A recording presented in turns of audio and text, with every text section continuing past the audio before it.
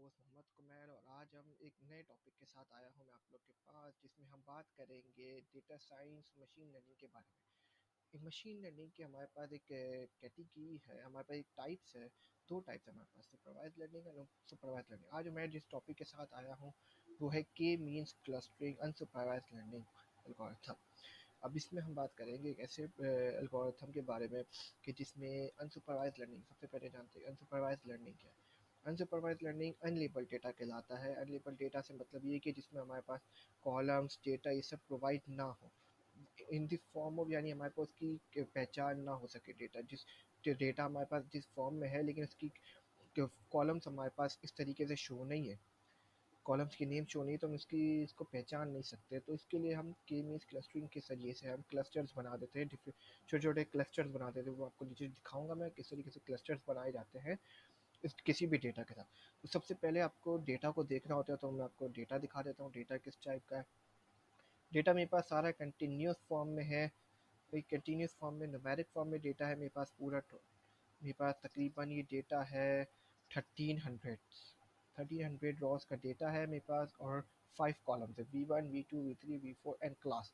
ये क्लास हमारे पास डिफाइन कर रहे हैं 1, जिसका मतलब है कि हम इसमें डिफरेंट क्लासेस हो तो हम क्लासिफिकेशन की तरफ चले जाएंगे।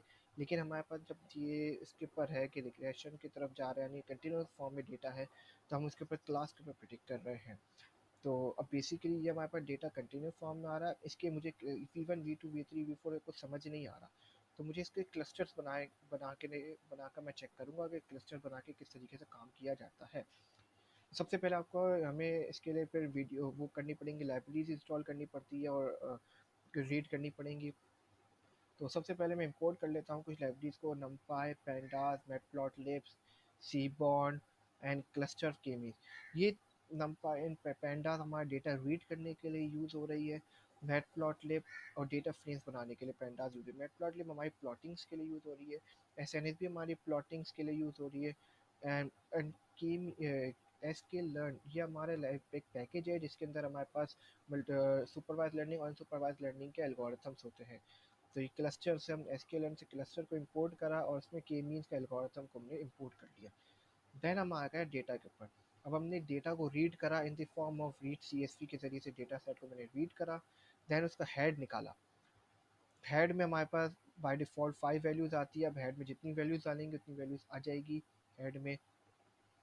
एंड इसकी उलट होता है टेल। अगर हेड का मतलब है कि शुरू की 5 रॉस अगर मैं डॉट टेल करूँगा तो मेरे पास लास्ट की 4 रॉस शो करेगा। फिर मेरे पास शेप हमारे बता रहा होता है कि डेटा कितना है। मेरे पास 1372 रॉज है और 5 कॉलम्स है। दैन इसकी इंफॉर्मेशन, ये हमारे पास स्टेटिस्टिकल कॉन्सेप्ट है। इंफॉर्मेशन चेक कर ली, इसकी डिस्क्रिप्शन चेक कर ली। देन इसके बाद मैं इसके आगे बढ़ता गया। इसके बाद मैंने सिंपल अपने वी डेटा फ्रेम से 2 कॉलम्स उठाए V1 एंड V2, और इसे मैंने स्कैटर प्लॉट के ऊपर प्लॉट कर दिया। ये हमारे पास डॉट्स जो है स्कैटर को डिफाइन कर रहे होते हैं। स्कैटर को प्लॉट कर दिया, इसका कलर मैंने रेड कर दिया। बाय डिफ़ॉल्ट ब्लू होता है, मैंने उसका कलर रेड कर दिया। और ये मैंने डेटा फ्रेम के 2 कॉलम्स का देख लिया, डेटा किस तरीके से स्प्रेड हुआ हुआ है, किस तरीके से फैला हुआ है, और डेटा किस तरीके से शो कर रहा है मुझे प्लॉटिंग के जरिए। देन मैं इसके ऊपर आया। देन इसमें मैंने कॉलम्स को नंपाई के कॉलम स्टैक के जरिए, स्टैक का मतलब हमारे पास स्प्रेड स्टैक्स के जरिए हमने कॉलम के V1 और V2 को सेलेक्ट किया। देन इसके ऊपर मैंने 2 क्लस्टर्स बनाए। 2 क्लस्टर्स क्यों? क्योंकि V1 V2 है तो इसलिए 2 क्लस्टर्स मुझे रिक्वायर्ड है। इसके ऊपर मैंने अपना डेटा को फिट करा। फिट मतलब जो कि हमारा मॉडल रीड हो रहा है, ट्रेन हो रहा है। किसके ऊपर ट्रेन किया? मैंने अपने माई डेटा के ऊपर ट्रेन करा। और इसके बाद फिर मैंने के मॉडल के क्लस्टर सेंटर्स, ये हमारे पास बिल्ट इन मेथड है जिसके ज़रिए से हमारे पास सेंटर पता चल जाएगा। हमारे पास डेटा जो है 2 कॉलम का डेटा है वो उसका सेंटर कहाँ ला कर रहा है। दैन इसके लेबल्स है, ये भी हमारे पास बिल्ट इन मेथड है। इस मॉडल के लेबल्स ले लिए। अच्छा, दैन इसके बाद में आया कि मैंने फेस ग्रिड के ऊपर मैंने अपना डेटा के अंदर डेटा फ्रेम दे दिया क्योंकि मैंने रीड करा था ऊपर हीट CSV में। दैन इसके बाद मैंने उसका स्कैटर बनाना है मुझे, तो मैंने स्कैटर बना लिया किसका? V1 और V2 का। देन इसके बाद V1 V2 मैंने लेजेंड में डाल दी। जो लेजेंड बता रहा है 0 1, ये हमारे पास V1 V2 है लेजेंड से। ओके। फिर इसके बाद स्कैटर बनाया, हमारे क्लस्टर्स बनाए। क्लस्टर्स किस फॉर्म में बनाए कि सारा डेटा विद 0 एंड सारा डेटा विद 1। और उसके बाद मैंने इसका मार्कर में मैंने दे दिया इसका स्टार, और कलर इसका दे दिया रेड। यानी जो मेरा सेंटर होगा, जो मेरा सेंट्रॉइड होगा बेसिकली, वो रेड कलर में होना चाहिए। तो ये मेरा सेंट्रॉइड आपको नज़र आ रहा है, ये सेंट्रॉइड रेड कलर का है। इस तरीके से इसका सेंट्रॉइड बनेगा।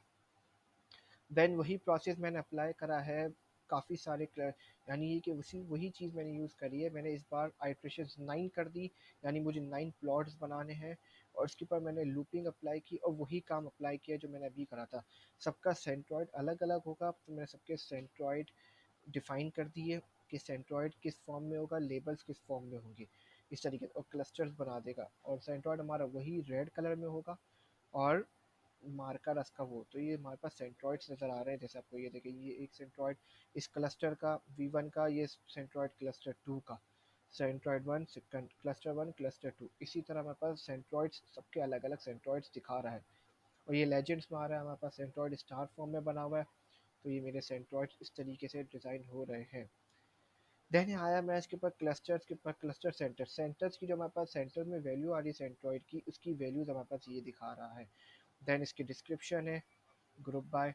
देन इसके बाद मैंने उसी उसी फॉर्म में डेटा को रीड कराया विदाउट ओरिजिनल डेटा। मेरे पास ये ओरिजिनल डेटा है 1 2 के फॉर्म में, और ये मेरा क्लस्टरिंग और डेटा है जो कि रिजल्ट्स आया है कि कितना। ये हमारे पास ओरिजिनल डेटा था जो कि लाई करा था, ये हमने क्लस्टर्स में डिवाइड करके दोनों को अलग अलग कर दिया। देन इसकी मैपिंग की है कि ज़ीरो की दिखेगा तो 1 होगा, 1 हो तो 2 के शो में शो कर दे। देन मैंने लूपिंग करी है 0 से 1372 रॉज है उसके ऊपर, और उसकी मैंने क्लास को उठाया और की मीन्स के ज़रिए से, और टैम्प पे इंक्रीमेंट करता गया और टैम्प को डिवाइड कर दिया 1372 से। तो ये मेरी एक्यूरेसी, फाइनल एक्यूरेसी आई है 65%। सो ये है मेरा के मीन्स का एल्गोरिथम, और ये मेरा है प्रोजेक्ट। मैं इसको गिटहब पे अपलोड कर दूंगा, इसकी वीडियो आपको यूट्यूब पे शो हो जाएगी। Thank you so much.